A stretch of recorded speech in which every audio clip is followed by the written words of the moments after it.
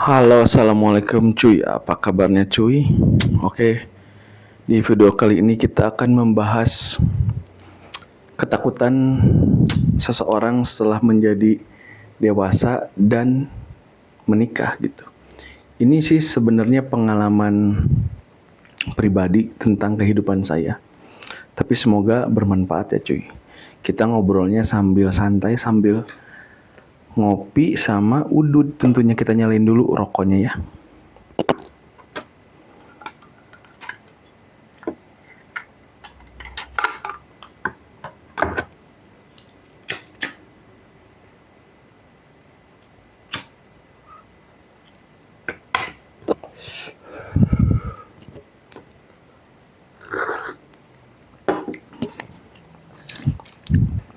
Nah, setelah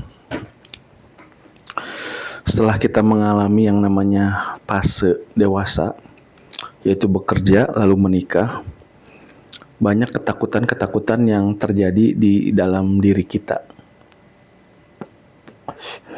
Contohnya, ketika kita sudah menikah, kita takut nih, bisa nggak sih kita membiayai atau memberi makan anak istri kita? Bisa nggak sih kita memberikan mereka tempat tinggal yang layak? Banyaklah ketakutan-ketakutan itu. Apalagi bila kita udah dewasa dan kita belum punya apa ya? Belum punya aset lah gitu kan, belum punya aset rumah atau kendaraan yang dimana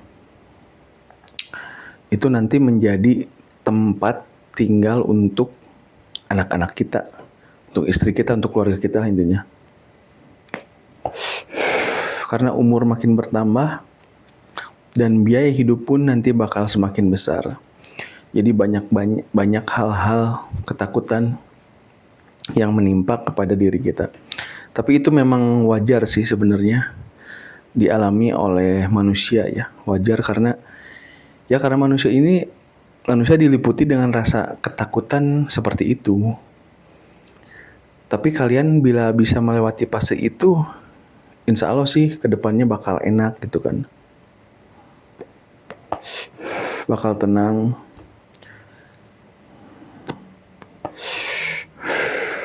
Tapi menjadi dewasa juga banyak enaknya, banyak enggaknya sih kan. Apalagi kalau kalian melihat teman-teman seangkatan kalian udah di mata kalian udah sukses gitu kan. Tapi kalian kok gini-gini aja hidup gitu. Jadi setelah saya berpikir, yang namanya penyesalan memang selalu di akhir, yang namanya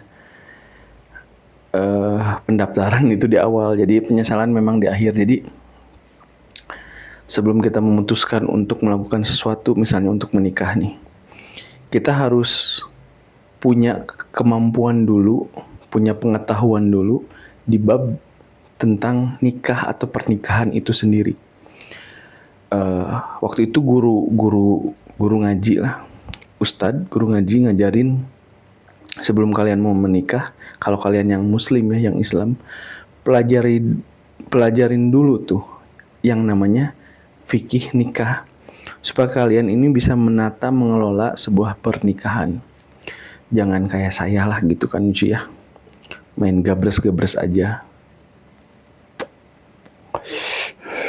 Di sana di fikih nikah nanti kalian bakal tahu gimana konsep pernikahan menurut agama Islam ya.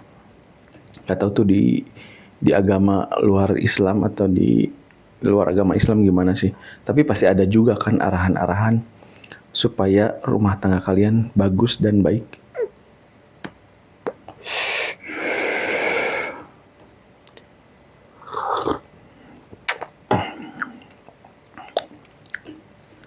Nah jadi ketika telah mempelajari hal-hal tersebut, insya Allah sih kehidupan kalian akan menjadi lebih baik. Walaupun memang sebenarnya gitu kan, banyak di Indonesia ini kegagalan dalam berumah tangga, terutama yang nikah muda, karena mungkin belum tahu dan belum paham tentang fikih-fikih pernikahan itu. Kalian bisa searching lah di YouTube, di Google, cari-cari tahu lah yang lebih pantas atau lebih layak menyampaikan tentang fikih nikah. Tentunya bukan saya, tapi kita akan membahas tentang ketakutan di dalam diri, dalam pandangan saya ya. Jadi gini cuy, kalian sebagai lelaki pasti banyak keinginan gitu kan, terutama kalau kalian udah nikah, berkeluarga, banyak sekali keinginan tersebut untuk keluarga. Banyak kegelisahan lah ketika laki-laki merenung gitu kan, diem diri, itu sambil berpikir gimana ya nanti ke depannya anak kita sekolah dasarnya di mana, SMP-nya gimana, SMA-nya gimana, nanti kuliahnya gimana, kerjanya gimana. Jadi laki-laki itu sudut pandang pemikirannya udah sampai jauh ke sana. Padahal belum tentu terjadi atau belum tentu sampai kepada titik tersebut. Karena memang menurut saya laki-laki seperti itu sih, selalu memikirkan keluarganya lah. Karena memang kebahagiaan laki-laki itu melihat anak dan istrinya bahagia udah cukup gitu. Walaupun dia banting tulang, perih, menderita, tapi ya segitu juga udah cukup untuk dia bahagia.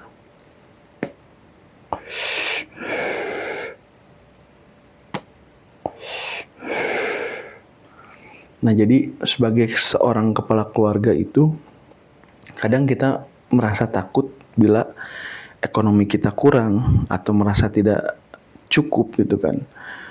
Kita berpikir bagaimana nih nasib anak istri kita. Nah, setelah saya tafakur, pelajari, kembali lagi ya cuy, tafakur, pelajari dengan pengalaman semua, ternyata ada satu hal yang bisa membuat diri kita tenang, yaitu adalah agama.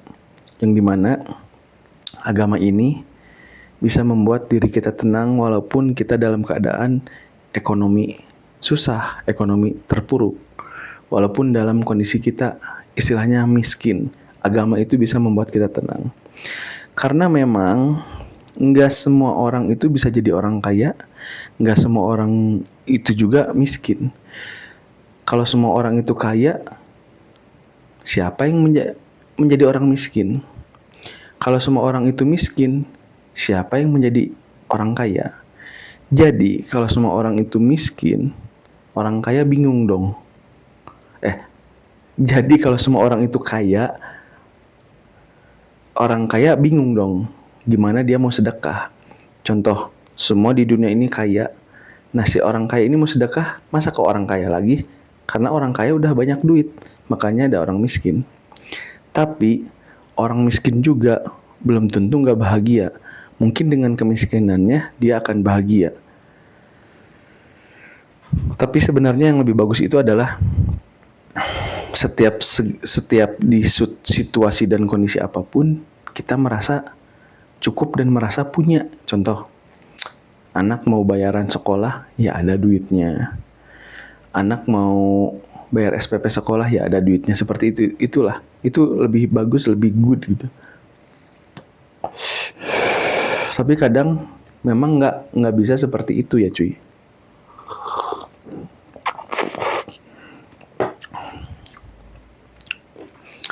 Banyak motivator yang mengajarkan kita untuk sukses. Nah, kalau semua orang sukses, lah gimana gitu kan? Karena sebuah perusahaan juga membutuhkan pegawai, seorang atasan membutuhkan bawahan. Jadi dunia ini sudah tersetting seperti itu gitu kan cuy. Ada yang di atas, ada yang di bawah. Cuman tinggal kita menyikapi ketika kita berada di posisi atas menjadi kaya seperti apa, ketika menjadi miskin seperti apa. Balik lagi cuy, agama kuncinya menurut saya ya. Terserah pandangan kalian seperti apa. Menurut saya agama sih yang bisa membuat diri kita tenang. agama di sini ya agama apa aja lah. Jadi agama ini kita bisa mempunyai pegangan yang dimana pegangan itu yang bisa membuat kita tenang dalam kondisi apapun. Karena sebuah kebahagiaan gak akan abadi, sebuah kesedihan juga gak akan abadi. Roda itu terus berputar. Kadang kita diberi kesulitan, kadang kita diberi kebahagiaan.